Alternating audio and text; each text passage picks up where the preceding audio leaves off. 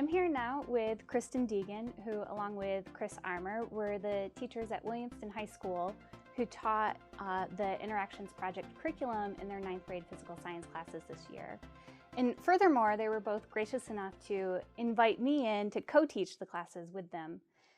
So we're trying to get a sense of what NGSS will mean to teachers as this gets rolled out in classrooms. So from your perspective, Kristen, how is it different for you this year teaching a curriculum that's aligned to the next generation science standards?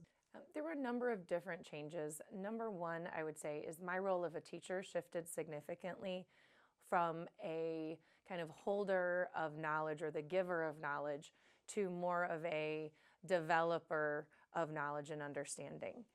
Using different questioning techniques, we were able to kind of probe the students' understanding, their prior knowledge, and then given different situations or different lab experiences, activities, experiments, we were able to then gain evidence and have students draw upon their conclusions to then create their own understanding. So for me, I saw it being much more personal for students than kind of arbitrary memorization of definitions. The other areas where it was significantly different was holding myself back from telling students if they were correct or incorrect in their initial ideas or in patterns that they observed from their observations. It was hard for me to kind of shift from telling students, yes, you're right, or no, you're wrong, to, I understand what you're saying. Okay, now let's go a little bit further. So that was a significant change for me. Also, the pacing of the learning with the curriculum was a little bit different. It was slower than I'm typically used to, going through lessons and activities in the classroom. But the flip side to that, and what I see as a benefit, is that the student understanding is much greater. Their depth of knowledge has increased, and their retention of that knowledge throughout the semester is greatly improved from what I've seen in past years. Something that I really also liked about the curriculum and teaching towards the NGSS standards is that we're really out for performance-based objectives. This curriculum that we used was wonderful in that every unit, every activity, every investigation had a driving question. So we were always seeking knowledge to answer a question, not just, hey kids, today we're going to learn about atoms and boom, deliver that information. It was always striving to find evidence, to test theories, to gain more understanding so that we could then answer those driving questions. What was also different was that the curriculum itself was very cyclic in nature, in that we kept coming back to the same ideas over and over again, but applying them in different situations. And I see that as a huge benefit as students move forward in their science career at the high school level, is that they're going to be able to use this information in their depth of understanding and apply it to other situations, whether it's in biology or chemistry or physics or any other science class that they happen to take.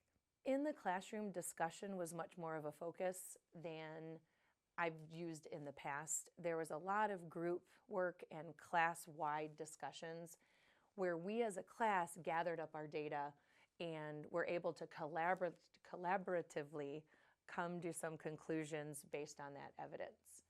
So using class-wide data, we were then able to formulate specific solutions to questions that we had, or come to a group understanding of a particular topic.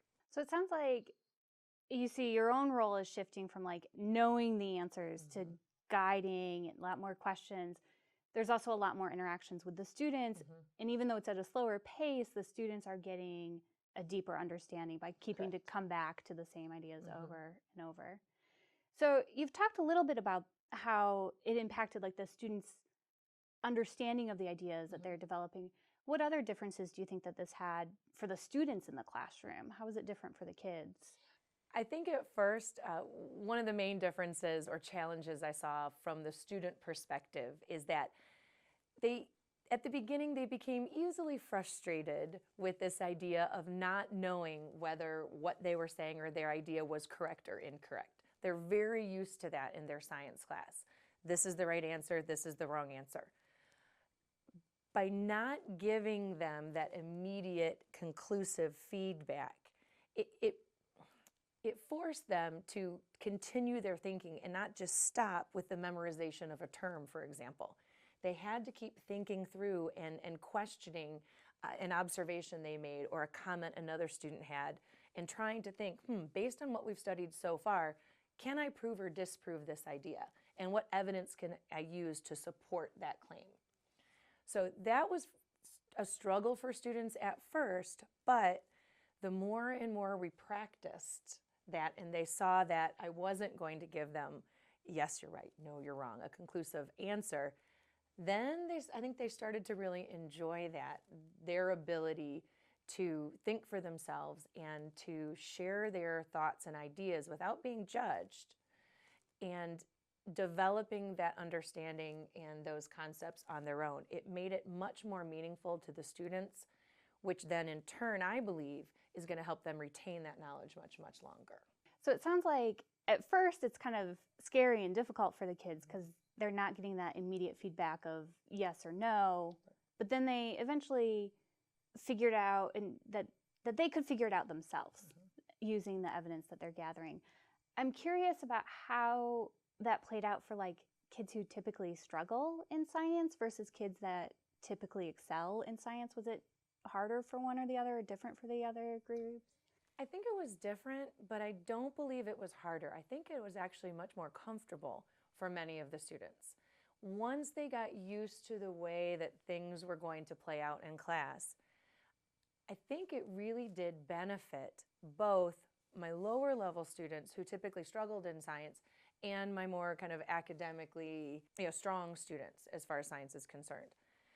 The lower level students were able to participate and contribute without that fear of whether their answer was right or wrong. They were able to participate in class discussions based on what they thought, what they observed, what they think could have been a reason behind a particular observation or a result that they encountered in an activity. And then also on the flip side, the students that typically find science a little bit easier, or those students that have maybe some more advanced science knowledge, they were able to bring some of that to the table. They were able to share some of their own experiences, or a trip that they had taken somewhere to a science museum, or an experiment that they had done on their own at home, and then share that out with the class. So I really think it benefited all students. So it sounds like even though it may have been at first scary and difficult to not know if what I'm saying is right or wrong, once that classroom developed, that classroom culture developed where you don't have to be worried about being judged for your answer, then all students were really able to participate in those discussions. Correct. It went from more of an individual learning experience to a collaborative learning experience. So everyone, it was essential that we all work together to reach that goal. It was rare that someone was left behind in the process. It's like we tackled a problem together, we moved forward, we questioned, we experimented, we gathered evidence, we observed data, we made conclusions, looked for patterns, and then as a whole, we were able to come up with an answer to kind of a guiding question. So how about just in general, what do you see as like the big changes teachers are going to have to face as these next generation science standards are rolled out? What's different for teachers that I see when rolling out the next generation science standards is that the emphasis is not so much on the body of knowledge. It's less memorization and more understanding of the processes of what scientists go through. So teachers are going to have to learn how to teach differently. I think professional development for teachers is absolutely essential, because it's very different than the way many science teachers were taught to teach science. So there is going to be some learning and a learning curve for teachers as well in order to teach to these standards, because the depth of knowledge is much greater compared to the breadth of topics. Many topics that I have, say, taught in the past would not be typically or would not be now included within these standards, but the depth at which we go into the understanding and the underlying concepts of these topics is much, much, much greater, which I believe is going to strengthen student understanding and also retention as they move forward and apply that information in new situations. Well, thanks again, Kristen, for inviting me in to co-teach with your classrooms. I had a great time. Thank you. We had a great teaching time first- too, Yeah. and learned a lot. Yeah. Absolutely, myself and students included. So these next generation science standards really represent a significant shift in what teaching and learning in the science classroom looks like, where students are making sense of phenomenon by blending disciplinary core ideas, cross-cutting concepts, and scientific and engineering practices in order to really explain observations, not just memorize ideas. This is a significant shift in what it looks like in the science classroom, so we're hoping that these video clips will give you kind of an insight of how this actually plays out in a classroom. In the rest of the clips, you'll see footage from the actual classrooms where we were co-teaching students as they worked through this curriculum from the Interactions Project, an NGSS-aligned curriculum.